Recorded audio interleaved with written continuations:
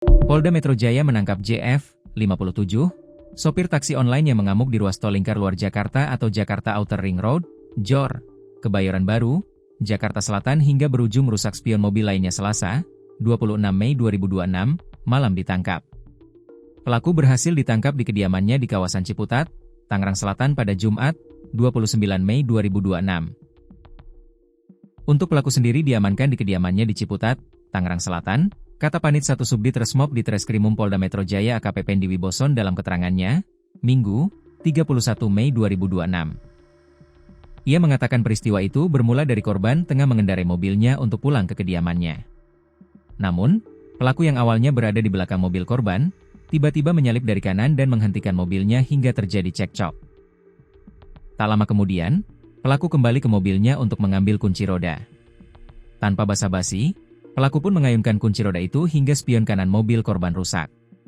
Pada saat itu juga pelaku langsung memukul spion kanan korban dan langsung melakukan pengerusakan sehingga spion milik korban jatuh dan mengalami kerugian lecet-lecet di bagian mobil dan mengalami kerusakan spion bagian kanan, ucapnya. Saat ini, Pendi mengatakan pihaknya masih mendalami motif pelaku hingga melakukan pengerusakan tersebut. Yang pasti dalam kejadian tersebut pelaku merasa tidak diberikan jalan pada saat mau menyalip di bagian kiri, sehingga tiba-tiba pelaku merasa kesal dan menghampiri korban dan melakukan perusakan tersebut, jelasnya. Dari video yang beredar, pelaku terlihat dibawa ke Polda Metro Jaya dengan dikawal 2 penyidik setelah ditangkap.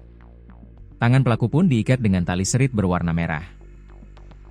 Terlihat pula pelaku berjalan sambil membawa tote bag saat digiring untuk diperiksa.